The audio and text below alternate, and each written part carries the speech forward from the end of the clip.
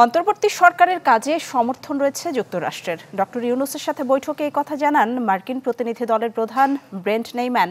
এর আগে রাষ্ট্রীয় অতিথি ভবন পদ্মায় পররাষ্ট্র উপদেষ্টা ও অর্থ উপদেষ্টার সাথে দেখা করে প্রতিনিধি দলটি। পরে পররাষ্ট্র সচিব জানান, পাচার হওয়া অর্থ ফেরতে যুক্তরাষ্ট্রের সহায়তা চেয়েছে বাংলাদেশ। আলোচনা হয়নি নির্বাচনের রূপরেখা নিয়ে।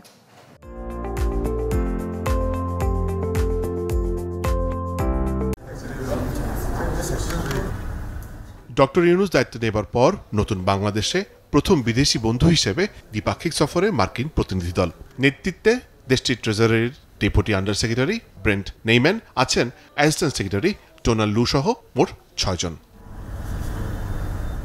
সকাল 11টার দিকে অন্তর্বর্তী সরকারের প্রধান উপদেষ্টা ডক্টর মোহাম্মদ ইউনূসের সাথে বৈঠক করে প্রতিনিধি দলটি।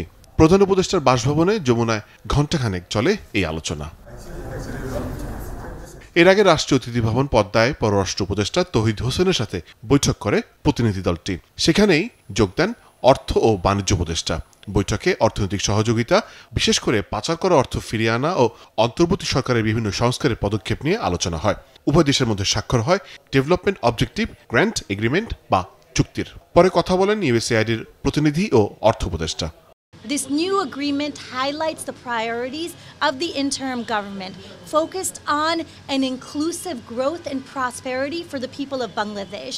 This means we're looking at economic stability and growth. We're looking at improving health. বিশেষ করে আর্থিক সংস্কার এবং আর্থিক খাতে যেগুলি সহযোগিতাগুলি দরকার সেটা। আর দ্বিতীয়ত বাণিজ্যের ক্ষেত্রে, বাণিজ্যে আমরা এক্সপোর্ট ডাইভার্সিফিকেশন এবং এক্সপোর্ট বা আমাদের বাণিজ্যের ব্যাপার অন্যান্য কারিগরি সহায়তা, পাচার হয়ে যাওয়া অর্থ ফেরত আনতে কি আমরা তাদের ট্রেজারির স্পেশাল সহযোগিতা চেয়েছি। এইগুলি সব আলাপ করেছি আমরা, পরে এগুলো আরো ডিটেল আলোচনা। দুপুরে পদ্মায় পররাষ্ট্র সচিব জসিমউদ্দিনের সাথে ওয়ার্কিং লাঞ্চে যোগ দেন প্রতিনিধি দলের সদস্যরা। পরে সংবাদ সম্মেলনে সচিব বলেন, অন্তর্বর্তীকালীন সরকারের 1.5 মাসের কার্যক্রমে আনুষ্ঠানিক সমর্থন করেছে যুক্তরাষ্ট্র। যুক্তরাষ্ট্র সরকারের পক্ষ থেকে অন্তর্বর্তীকালীন সরকারের সঙ্গে কাজ করে যাওয়ার অঙ্গীকার তারা পুনর্ব্যক্ত করেছেন। আমরা খুব ব্রডলি আর্থিক সেক্টরের, ফাইন্যান্সিয়াল সেক্টরের যে রিফর্ম, এগুলো নিয়ে কথাবার্তা বলেছি। এবং এই যে বিষয়টা আপনি উল্লেখ করলেন, অর্থ পাচার সহ অন্যান্য যে সমস্ত বিষয়, সেই বিষয়গুলির প্রাথমিক কথাবার্তা হয়েছে। এবং এ বিষয়ে যুক্তরাষ্ট্র যে এক্সপার্টিস আছে সেটা হয়তো আমরা ব্যবহার করব। কিন্তু এই আলোচনাটা শুধুমাত্র শুরু হয়েছে, এটার হয়তো চূড়ান্ত একটা রূপ পেতে কিছুটা সময় লাগবে। অন্তর্বর্তীকালীন সরকারের সাথে তারা একযোগে কাজ করতে চান এবং সেটার প্রতিফলন হিসেবেই সরকার গঠনের 2 মাসের প্রথমেই তারা এই প্রতিনিধি দলটি পাঠিয়েছে। দ্বিতীয়ত, আমরা আর্থিক সংস্কারের যে সমস্ত সেক্টরকে আইডেন্টিফাই করেছি, এই সবগুলো সেক্টরেই তারা সার্বিকভাবে সহযোগিতার আশ্বাস দিয়েছে। সাংবাদিকদের প্রশ্নের সচিব জানান, আলোচনা আসছে জাতীয় নির্বাচন ও ভারত প্রসঙ্গ।